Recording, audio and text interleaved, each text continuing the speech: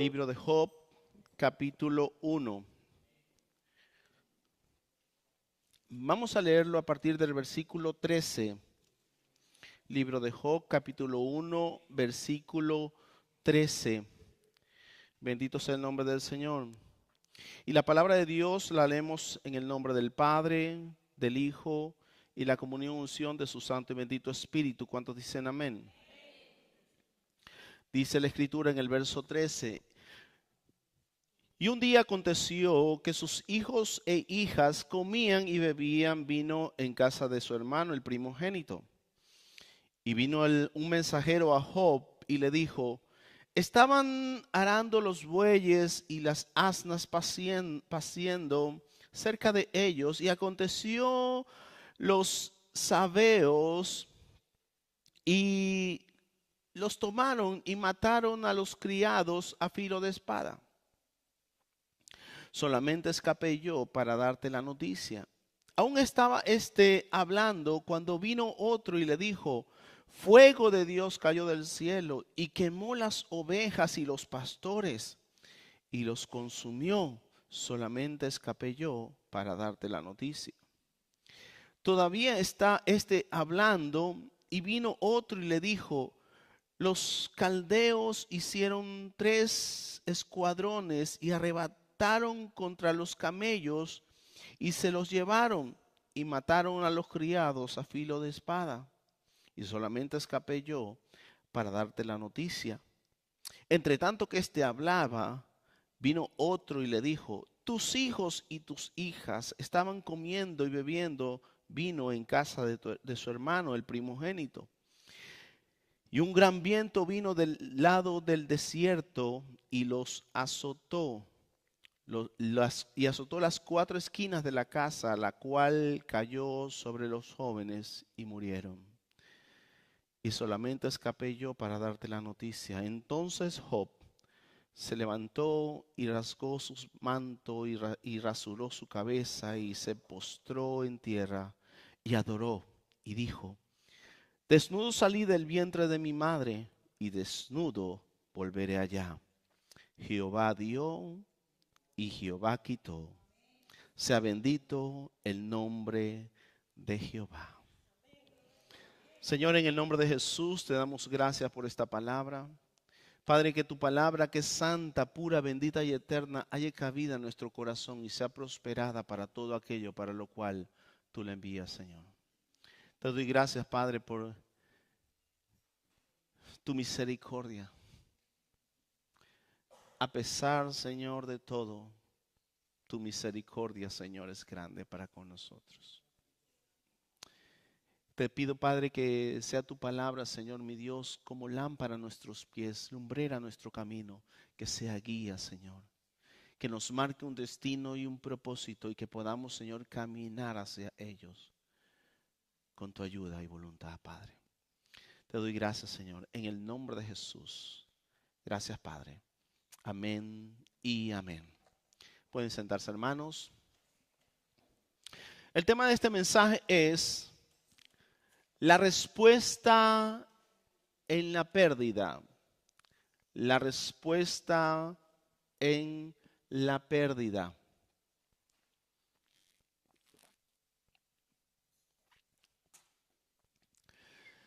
Hermanos, alguien dijo una vez: pon a alguien bajo presión y verás lo que hay debajo. Y es que muchas veces vivimos de manera superficial, engañándonos a nosotros mismos y a los demás de que somos fuertes, con temple, con arrojo. Y hermanos, la verdad es que no sabremos la fuerza que tenemos si no la ponemos a prueba. No sabremos quiénes somos si no pasamos por la prueba. Y hermanos, cuando eres pasado por la prueba o alguien es pasado por la prueba y no la pasa, muchas veces defrauda. Las expectativas son las que nos engañan.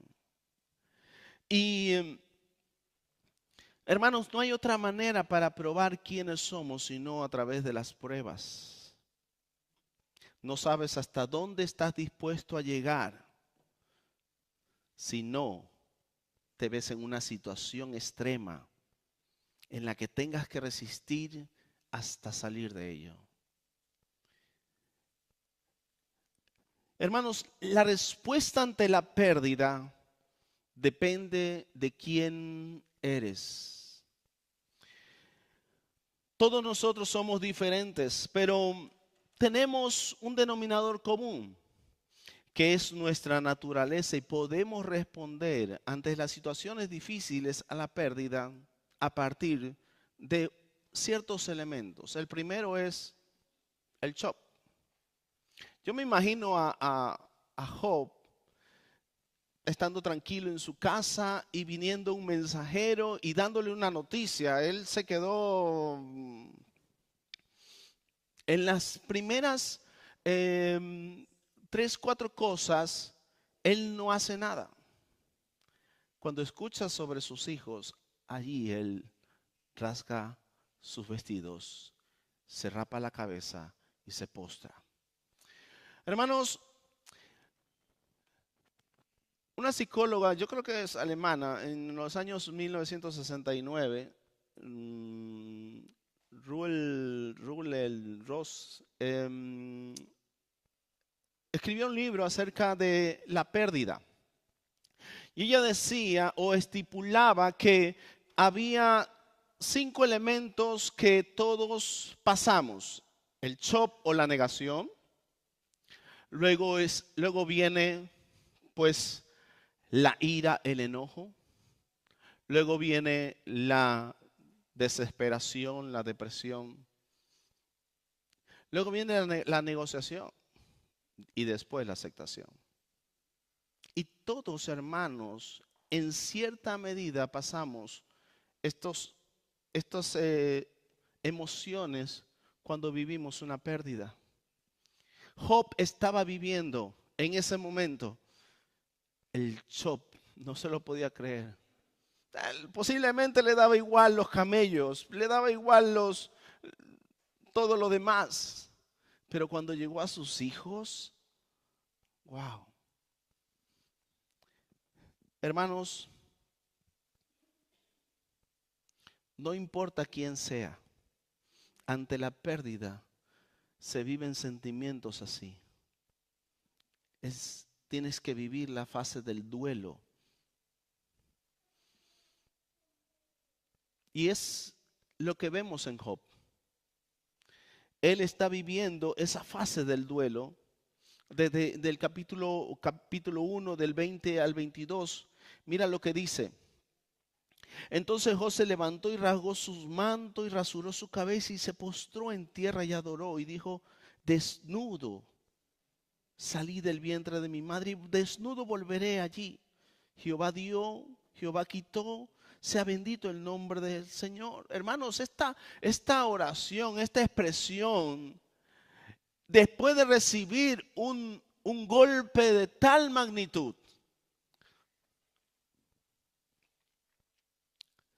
puede ser totalmente sincera o producto del shock que estaba viviendo en ese momento.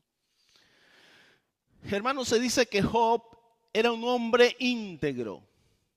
Y no lo dice cualquiera, lo dice Dios. Pero en un momento dado, hermanos, hay que probar esa integridad. ¿Y cómo la va a probar Dios esa integridad? Probando la integridad de Job. Y recuerda, hermano, cómo vivió Job un proceso difícil. Y hermano, por encima de todo, Job dice que no se le atribuyó despropósito alguno. Porque vienen las situaciones a Job, Job empieza y rasga sus vestidos, rapa su cabeza, porque hermanos, hasta un momento, hasta un punto, cuando vienen situaciones de pérdida, tú puedes sostenerte en medio de ellas. Hasta que llega un punto en el que dices, ya no puedo más. Y empiezan los gritos. Durante un tiempo Job se mantuvo, pero llegó un momento en el que se quedó sin fuerzas. ¿Recuerdas que incluso él estaba allí manteniéndose? Y vino la mujer, le dijo, todavía mantienes tu integridad, ya maldice a Dios y muérete. Y él seguía manteniendo su integridad. ¿Cuántas veces, hermanos, nosotros hemos pasado por pérdidas y te estás manteniendo hasta que dices, ya no puedo más? He recibido una noticia de tal magnitud que me ha golpeado el corazón. Y empieza la pregunta, ¿por qué yo? ¿Por qué a mí? ¿Por qué me pasan estas cosas? Y tú te estás manteniendo hasta que llega un punto en el que ya no puedes más. ¿Y ahí se presenta Dios? No, todavía no. Se presentan tres amigos. ¿Sabes la historia? Antes de que se presente Dios, siempre se van a presentar tres que dicen ser tus amigos. Y hermanos, cuando Job está en ese momento de no entender, él está viviendo cosas que no entiende por qué han ocurrido. Y en ese momento llegan sus tres amigos. El capítulo 4 de Job, capítulo 4, versículo 7. Mira lo que dice. Dice, recita ahora, ¿qué inocente ha perdido? Es como que te está diciendo, dime ahora, ¿qué inocente pasa por lo que tú estás pasando? Tú tienes que ser culpable. Tú debes estar en pecado. Porque si no, no te tendría que estar pasando estas cosas. Dime qué inocente pasa por culpable. Dice, ¿y en dónde han sido destruidos los rectos? Algo tienes que haber hecho, Job, para que te vengan estas cosas. Y hermanos, ¿cuántas veces a nosotros nos ha pasado que estamos viviendo situaciones difíciles? Yo en estos días recuerdo que yo me levanté, me iba al trabajo y por la mañana temprano recibí un golpe, una llamada. Y yo digo, Señor, ¿qué está pasando? A veces estamos tan tranquilos haciendo nuestras cosas, nuestras tareas y recibimos una llamada. Job recibió 3 llamadas, 4 llamadas, mensajes de catástrofes que le estaban sobreviniendo. Y hermanos, muchas veces no sabemos por qué ocurren las cosas. Job estaba viviendo situaciones dolorosas. Estaba pasando por su fase de duelo. Su mujer lo maltrataba, sus amigos le culpaban y él se mantenía en su integridad. Muchas veces, hermanos, cuando estás viviendo situaciones, no hay que escuchar a cualquier persona. Porque el primero que llega, yo recuerdo que en un tiempo en la iglesia, siempre uno saludaba a la gente, abrazaba a la gente, y cuando uno necesitaba, el primero que llegaba era Satanás a decir, tú ves, ahora que tú necesitas no hay nadie, pero cuando ellos necesitaban, tú estabas para ellos, pero ahora que tú necesitas no hay nadie. Y hermanos, eso te puede desviar del corazón que Dios ha puesto en tu vida. Por eso es que no hay que escuchar, hermanos, a todos los que se dicen ser tus amigos. Porque, hermano, ¿cómo van a entender tu sufrimiento si no pueden entender lo que estás viviendo? Pero, hermanos, Dios dice en Jeremías 29, hombre, en 29:11, yo sé los pensamientos que tengo acerca de ti, pensamientos de bien y no de mal. Tú estás escondido en el hueco de mi mano, estás en un proceso. Llega el momento en el que Job, hermano, ya no puede más. Job 42:10, mira lo que dice. Job 42, versículo 10.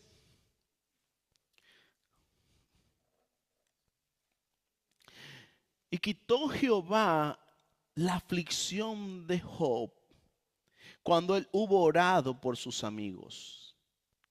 Y aumentó el doble todas las cosas que habían sido de Job.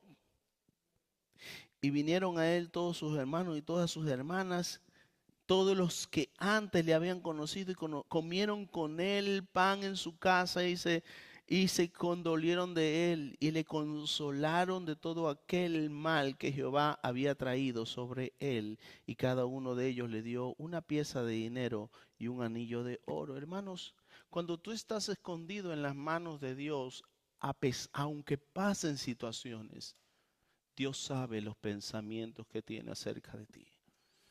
Y esa es la esperanza que tenemos, hermanos. Yo te puedo decir, muchas veces yo estoy y cuando vienen situaciones, golpes, yo digo, Señor, yo no sé qué hiciera si yo no te tuviera a ti. ¿Cuántos de nosotros podemos aguantar todas estas cosas? Podrás aguantar durante un tiempo, pero luego Dios sabe cuál es el corazón que hay ahí. Y hermanos, aunque tengas pérdidas, el lugar más seguro es la voluntad de Dios. Algo que debemos considerar es que desde el principio en el que Job empezó a vivir por todas estas situaciones difíciles y pérdidas, él no estaba solo. Dios estaba con él. Dios tenía todo bajo control y es por eso que a pesar de lo que Job vivió, Dios le guardó de algo peor, porque todo era para bien. Pero ¿qué pasa cuando vivimos situaciones difíciles o una pérdida que no son la voluntad de Dios? ¿Puedes reconocer las cosas que vienen que no son la voluntad de Dios? Ni el trato de Dios, sino que son a causa de nuestra propia desobediencia. A nosotros, hermanos, hay algo que muchas veces yo escucho y es que dice, yo estaba en el mundo y pues tenía problemas y tal, y ahora estoy en Cristo. Yo pensaba que no iba a tener problemas, pero ahora tengo más problemas. Y es que así se prueba la fe. Mira lo que dice 1 Samuel capítulo 30. 1 Samuel capítulo 30. Es una historia que está un poco escondida, una historia tras otra. Y vamos a verlo. 1 Samuel capítulo 30. Bendito sea el nombre del Señor. Mira lo que dice el versículo 1. Dice que cuando David y sus hombres vinieron a Siclac al tercer día, los de Amalet habían invadido el Neguel y a Siclac, y habían asolado a Siclac y le habían prendido fuego y se habían llevado cautivas a las mujeres y a todos los que estaban allí, desde el menor hasta el mayor, pero a nadie habían dado muerte, sino se los habían llevado al seguir su camino. Hermano, David está fuera del campamento con sus 600 soldados y llega al campamento y lo encuentra destruido. Los de Amalet habían entrado, habían destrozado todo, quemado todo y se habían llevado cautivos, hermano, a la gente. ¿Tú te imaginas que tú llegas a tu casa y no encuentras tu casa porque está destruida? ¿Cuál es el impacto que tienes cuando recibes una noticia de este calibre? Y puedes decir, bueno, David estaba haciendo un campamento, saliendo con los soldados, y llegó y como que nadie cuidó la casa. Y la encontró, hermano, destruida. Y a todos se los habían llevado. Dice la escritura que se pusieron a llorar amargamente los soldados. Hermanos, esos hombres que llegaron con David, podemos pensar que estaban viviendo algo que era injusto. Estaba pasando algo que no debería haber pasado. Pero ¿saben lo que está ocurriendo antes? ¿De dónde venía David? David venía del campamento de los filisteos. David había vivido con los filisteos 1 año y medio, escapando de Saúl. Y dice que cuando los filisteos se armaron para ir en contra de Saúl, uno de ellos dice, oye, aquí tenemos a David, le hemos dado cobijo. Entonces los príncipes de los filisteos dicen, ¿cómo que David? David, el que iba con Saúl. Pero ¿y si se vuelve contra nosotros en la batalla? No, mira, no. Dejemos que se vaya, mandarlo a su casa y dejémoslo que se vaya. Entonces David vuelve a su casa. La pregunta es, ¿qué estaba haciendo ahí David aliándose con el enemigo? ¿Qué estaba haciendo David ahí aliándose con el enemigo? Porque los filisteos iban a ir en contra de Saúl. Y hermanos, David vuelve y encuentra todo esto destruido. Y tú puedes pensar, esto pasó porque yo no estaba haciendo bien. ¿Qué estaba haciendo David con los filisteos? David era el rey ungido por Dios. Y hermanos, en el versículo 29, en el capítulo 29, versículo 2 dice, y cuando los príncipes de los filisteos pasaban revista y sus compañías de cientos y de miles hombres, David y sus hombres iban en la retaguardia con Aquis. Y dijeron los príncipes de los filisteos, ¿qué hace estos hebreos aquí? Y aquí respondió y dijo a los príncipes de los filisteos, ¿no es este David el siervo de Saúl, rey de Israel? ¿Qué ha estado conmigo por días y años? No ha hallado falta en él desde el día en que pasó a mí hasta hoy. Entonces los príncipes de los filisteos se enojaron contra él y le dijeron, despide a este hombre para que se vuelva a su lugar y señálale que no venga con nosotros a la batalla, no sea que en la batalla se nos vuelva enemigo, porque ¿con qué cosa volveréis mejor la gracia de su Señor que con la cabeza de estos hombres? Hermano, cuando David, y ahí está una historia tras otra, David se vuelve, encuentra el campamento destrozado. Y hermanos, cuando estamos pasando problemas, a veces queremos resolverlo por nuestros propios medios y nos equivocamos. Pero si no nos arrepentimos y buscamos al Señor, no tendremos respuesta de Dios. Y por eso es que muchos buscan respuesta fuera de la voluntad de Dios, porque Dios no responde, sino a los que están en su voluntad. Y es que David, hermanos, David tuvo por dos ocasiones al rey Saúl. Y él podía haberlo matado, mas sin embargo no lo hizo. 2 ocasiones. En una ocasión recuerdo que Saúl entra a la cueva y David estaba ahí, le corta el borde del manto. En otra ocasión David se mete al campamento, Saúl está durmiendo y se lleva su lanza y su de agua. Y hermanos, de ahí se va David. De ahí se va a meter a donde los filisteos y se desarrolla toda esta historia. Ahora, del lado contrario, con Saúl. Saúl se entera de que los filisteos vienen contra él. Dice, los filisteos vienen contra mí, le dio miedo. Pero Jehová no le hablaba. Dice que él consultó a Jehová por Urín y Tumín y no le hablaba.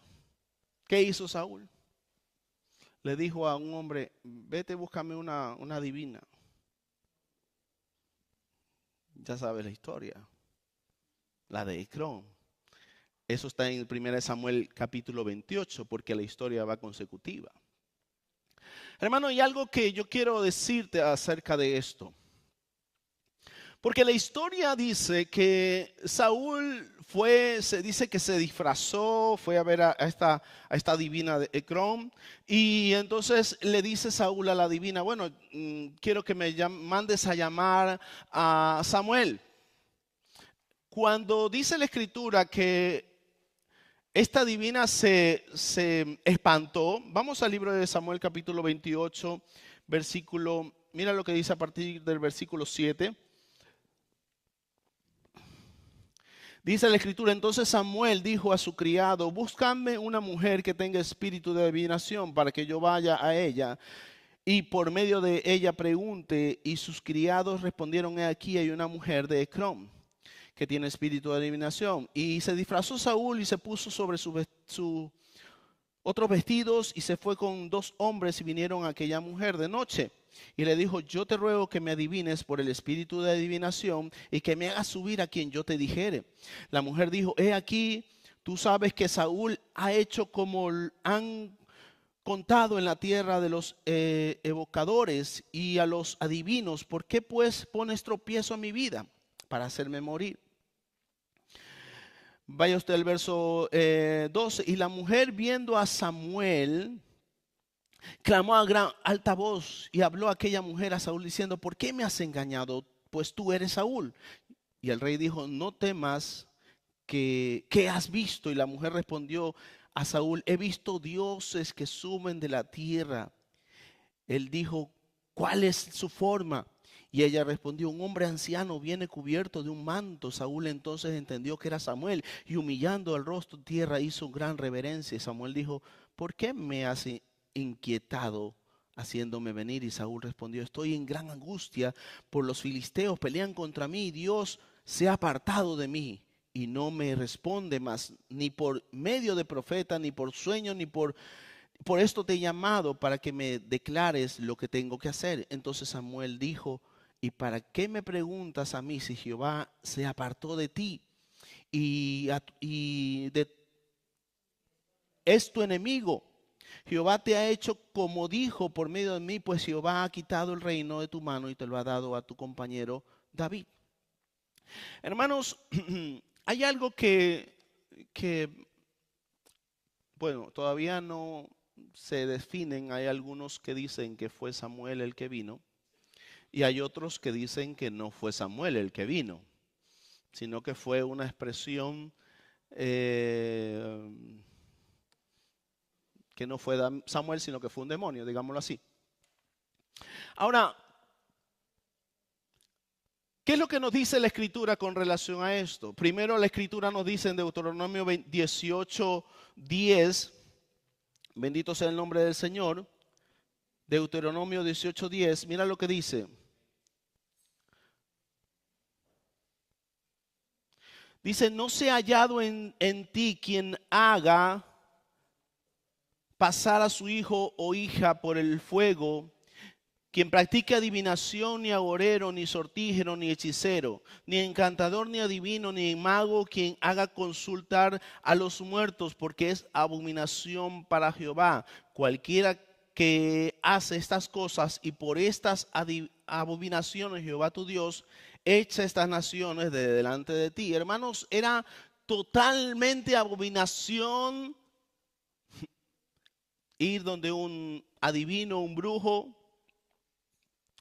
Ahora, muchos dicen que esto fue una ocasión excepcional que Dios permitió que venga Samuel para decirle a Saúl lo que iba a pasar.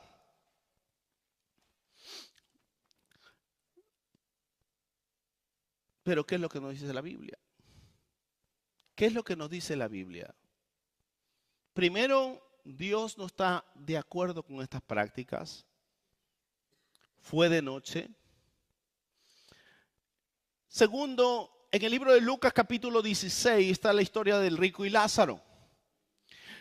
En un momento Lázaro está atormentado en la llama, dice la escritura, y que Abraham está con Lázaro. ¿Y qué dice? ¿Qué es lo que dijo el rico Abraham? Lucas capítulo 16, versículo 26. Dice, además de esto, una gran cima está puesta entre nosotros y vosotros, de manera que los que quieran pasar de aquí a vosotros no pueden, ni de allá para acá. Entonces dice que te ruego pues que le envíes a la casa de mi padre, porque tengo 5 hermanos, para que les testifique, a fin de que no vengan ellos también a este lugar de tormento. Abraham dijo a Moisés y a los profetas tienen, óiganlos. Él entonces dijo, no, padre Abraham, pero si alguno fuere de ellos, de entre los muertos, se arrepentirán. Mas Abraham le dijo, si no oyeren a Moisés y a los profetas, tampoco se persuadirán, aunque alguno se levante de los muertos. Hermanos, hay una cima que no le permitía pasar ni de un lado ni de otro. Entonces la pregunta es, ¿cómo si Dios, que es inmutable, no hay contradicción en Dios? Si Dios dice que esta acción es abominación, Él no iba a hacer una excepción por Saúl, que ya lo había desechado.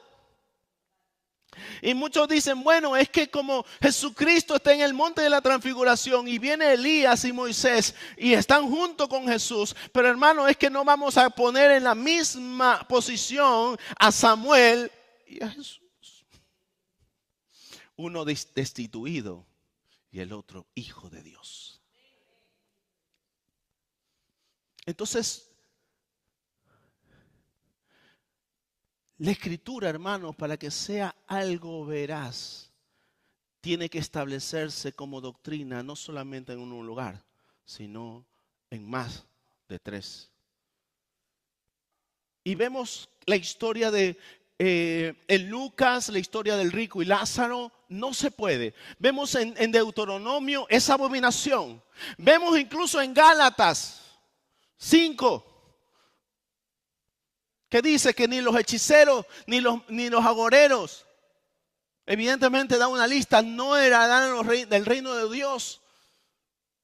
Entonces, hermanos, en conclusión, con relación a lo que dice la Biblia, Saúl estaba consultando a un demonio. Evidentemente le dijo, tú vendrás para acá donde estoy yo. Y hermanos,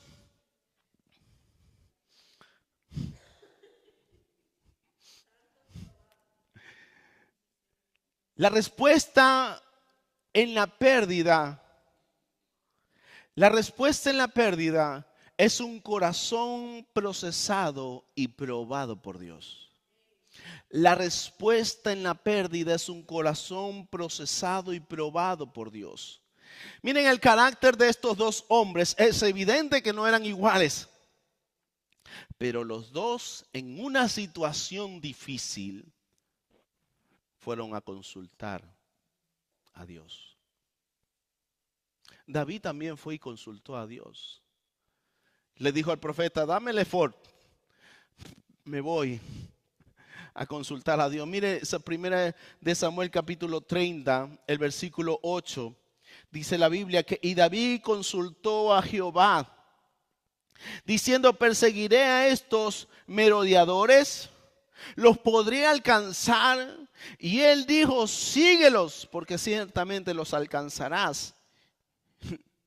Y de cierto librarás a los cautivos. Y partió David él y sus 600 hombres que con él estaban, y llegaron hasta la torre de Besor, donde se quedaron algunos.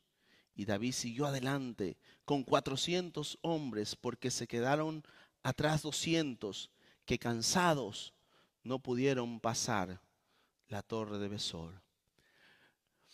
David, hermanos, entre el pueblo y la situación, miren lo que ocurrió. Llegan al campamento, encuentran todo destrozado, se habían llevado a todo el pueblo. Dice que la gente empezó a llorar.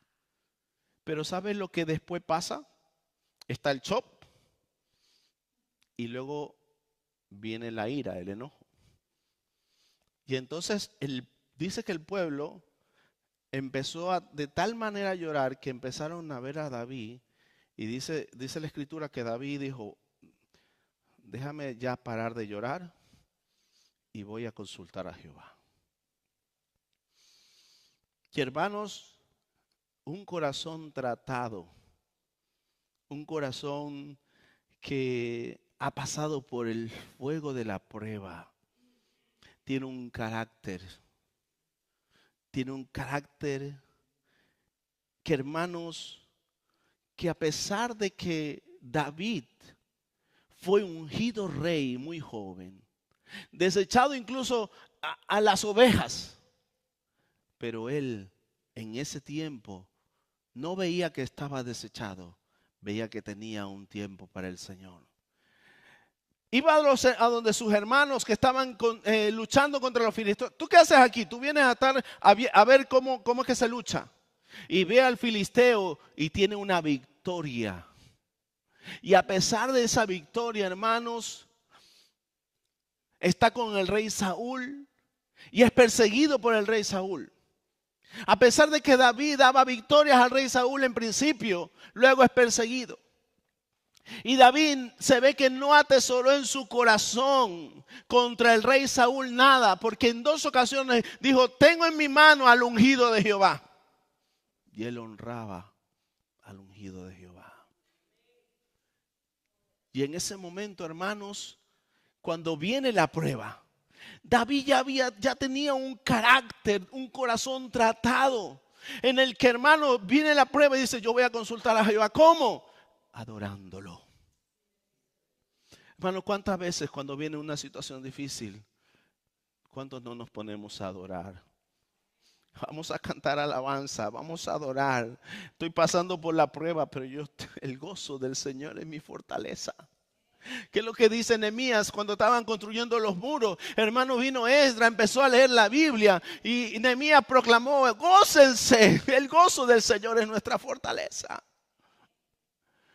Porque, hermanos, cuando un carácter es pasado por la prueba, la respuesta ante la pérdida es la adoración. Un corazón, hermanos, tratado. Un corazón que está, hermanos,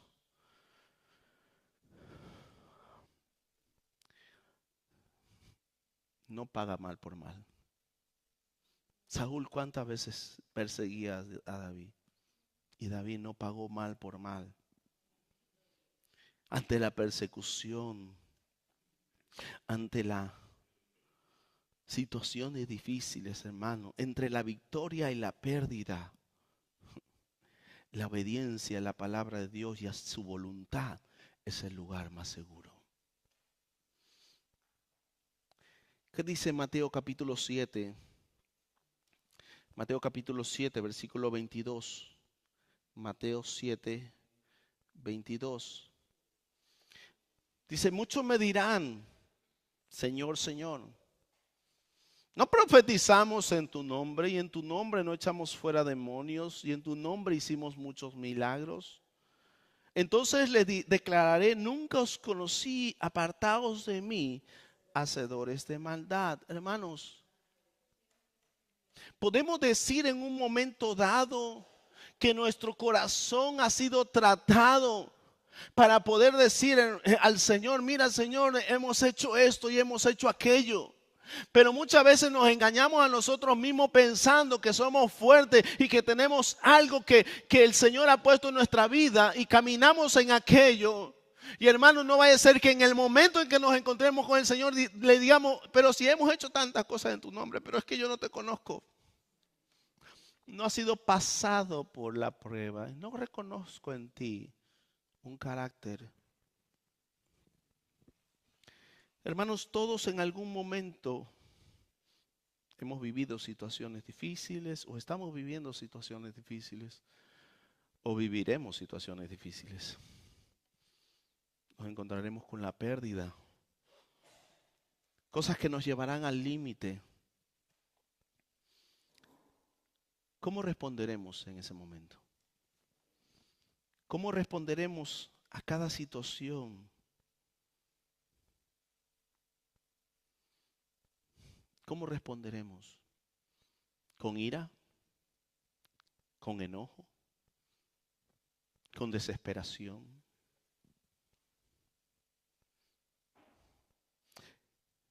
Cada una de esas situaciones dependerá de cuán obediente soy a la palabra de Dios y cuánto le he permitido a Dios tratar con mi carácter.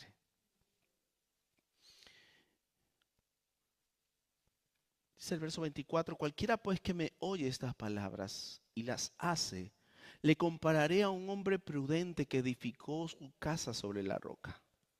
Descendieron vientos, ríos y soplaron vientos y golpearon contra aquella casa y no cayó porque estaba fundada sobre la roca. Pero cualquiera que me oye estas palabras y no las hace, le compararé a un hombre insensato que edificó su casa sobre la arena. Descendieron lluvia, vinieron ríos, soplaron vientos y dieron con ímpetu contra aquella casa y cayó y fue grande su ruina. Cuando vengan situaciones difíciles, cuando vengan problemas extremos, cuando nos enfrentemos a algo que a pesar de que nos podamos mantener por un momento, si no estamos fundados en la roca, tendremos ruina. Muchas veces los problemas, las dificultades, la persecución, la pérdida nos toman, hermanos, por sorpresa. Los problemas no avisan. No avisan. Cuando emprendemos algo nuevo, cuando empezamos proyectos nuevos y vemos que todo se destruye, ¿cómo está tu corazón? ¿Cómo está tu corazón? Yo puedo ver a Job recibiendo las noticias y dice, todo estaba bien. David llegando confiado al campamento. ¡Qué golpe! Cuando estás con la ilusión de caminar hacia adelante y recibes una noticia que te tira hacia atrás. ¿A dónde vas a ir tú? Un corazón tratado va hacia el Señor, porque entiende que está en sus manos, que entiende que está en los procesos y en el cuidado de Dios, y entiende que Dios tiene pensamientos de bien y no de mal para él. Creemos, hermanos,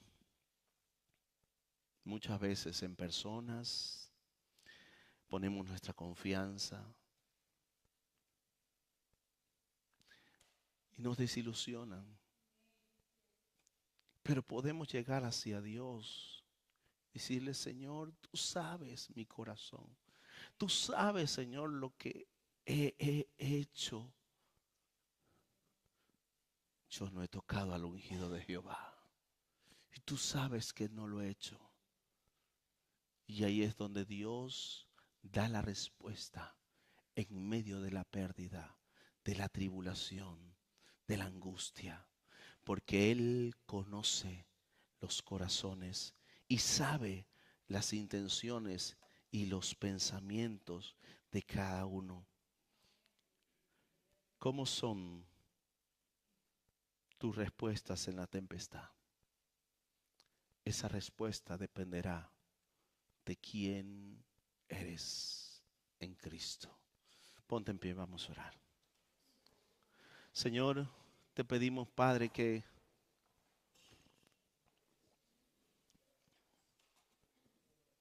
en medio, Señor, de las situaciones, de las pruebas, del llanto, del quebranto, de la persecución, tú trates, Señor, con nuestro corazón, mi Dios. Tú eres el que sabe, Señor, cómo estamos. Tú eres el que sabe, Señor, qué necesitamos. Tú eres el que sabe, Padre.